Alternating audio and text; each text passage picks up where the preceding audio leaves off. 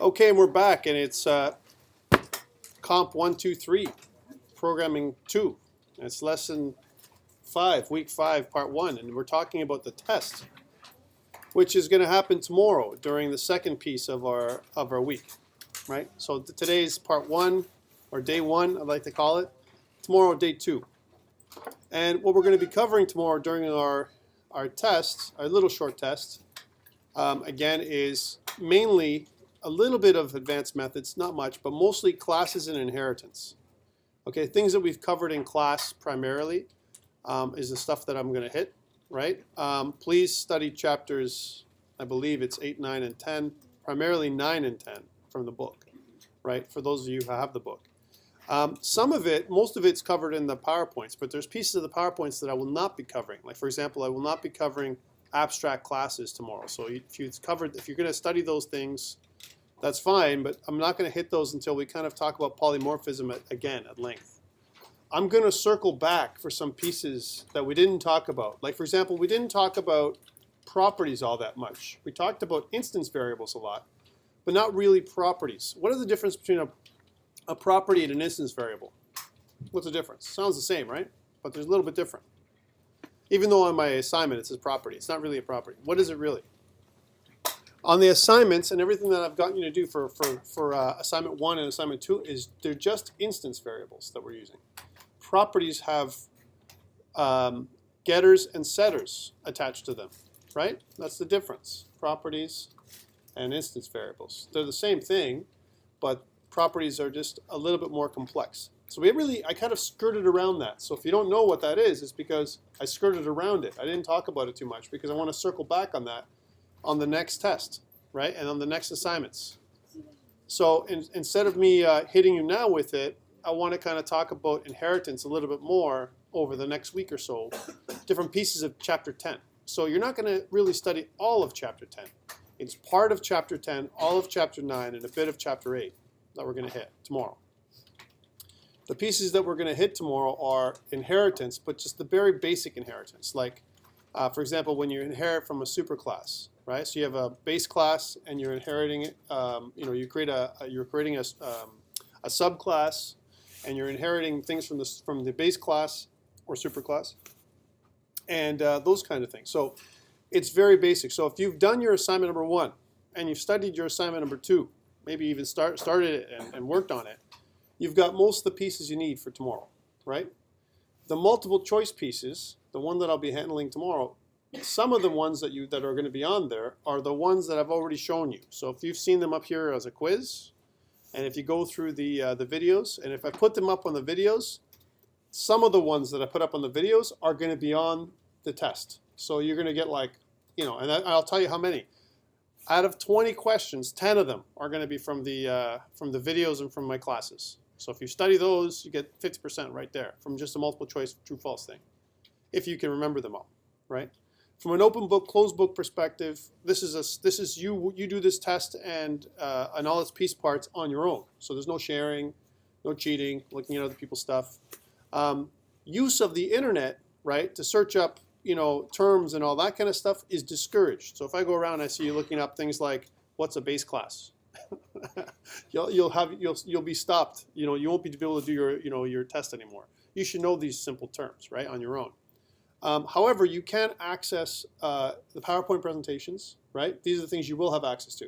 If you want to bring your PowerPoint presentations with you to look through them, like 8, 9, and 10, I think I've given you those 3 for the lessons. Those are free game. You can look at those things.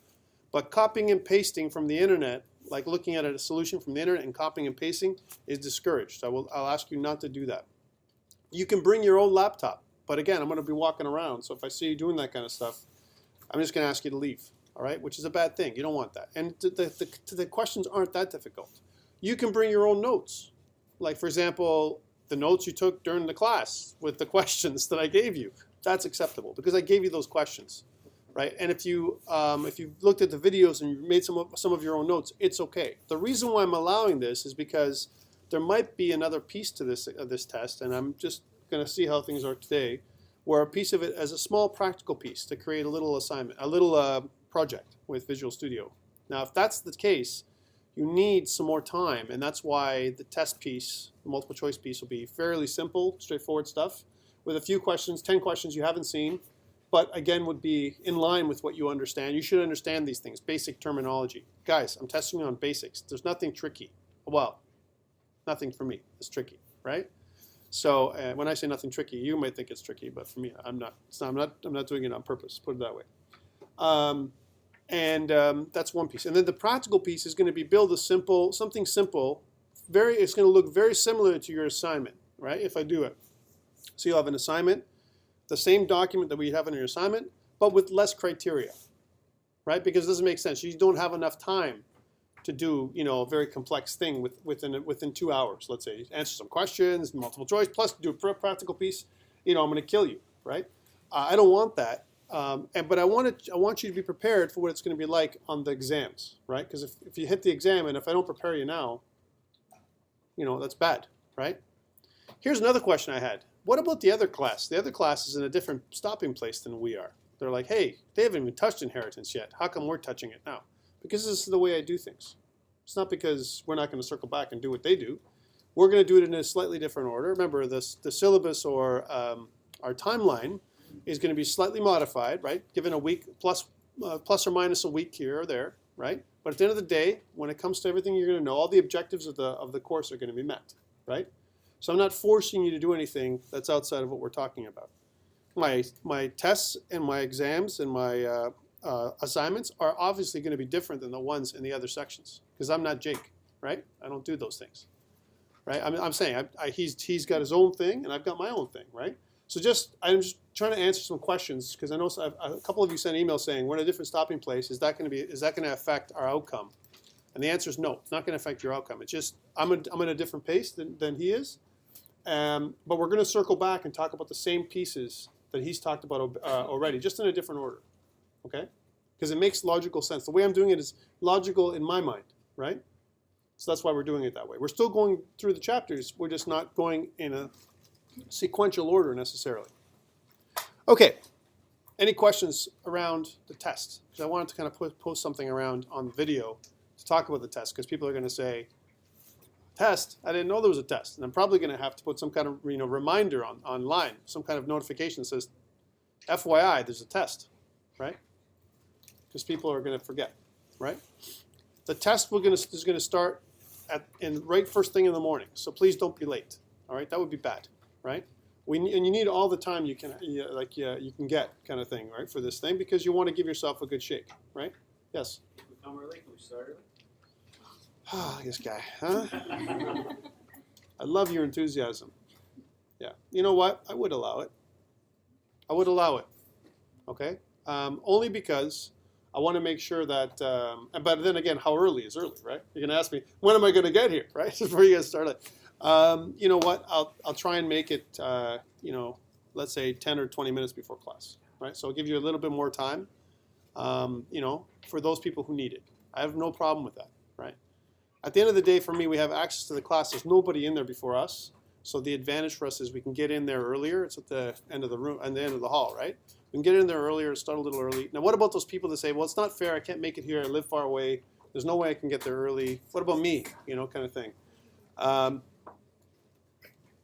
I feel for you, man. I don't know what can I say. I'm trying to help out everybody, right? So I'm trying to give you as much time as I can within the 2-hour space window, right? So if you can make it a little earlier tomorrow, and I'm not talking like lots early. I'm not going to start like an hour earlier.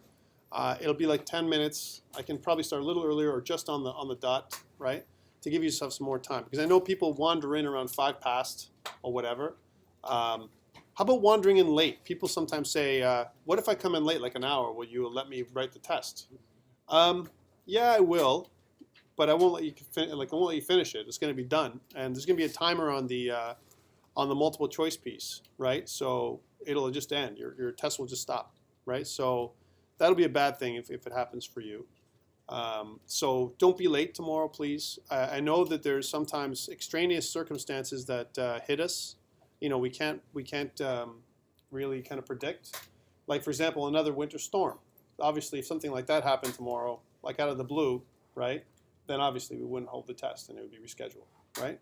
But other than that, if it's something like that or some kind of a serious thing that happens, then it's going to run. I have had requests of, hey, I can't make it. I have a death in the family. Something goes on, or you know what? I've got some other conflict. Is there any way I can do a makeup test? And you know what? Typically, it's got to be very special circumstances for me to run that. So, and this is the first time we've kind of done work together as a group. So you don't know how flexible I am, and I'm flexible, but we have to be reasonable as well, right? So unless it's something like really outside, out of this world. It's running tomorrow. The test is running, right at the beginning of class. But it's scheduled for 8:30. I'm going to be here probably 8:20. Give you guys a little bit more time, maybe a little earlier, to get you guys in. Which means you'll probably get like 5 or 10 minutes extra. That's what'll end up happening. Because by the time I get here, set up, turn everything on, plug in, put the test as active and so on, you'll probably end up netting about 10 minutes. Okay, just letting you know. That's the most time I can give you extra. And of course, we can't stay here forever because I think there's a class after us over in that section. If there isn't, however, and we have to check, and if you guys need a little bit more time, again, I'm willing to stay a little longer for you guys. No problem. I'm not sure. I think tomorrow I have back-to-back classes, though. That's the issue. So I have another class right after yours. So I'm not able to stay that long. So the way we'll administer it is it'll start right on the button, right, for anyone who comes in, and then 10 minutes or 15 minutes before the time is ready to go, because I need time for you guys to upload your results. If we do a practical piece or whatever, you have to upload it onto, because all my stuff is digital, There's no paper, just letting you know. If you plan to bring a pen or pencil or write something down, you got the wrong guy. I'm not like that kind of guy at all.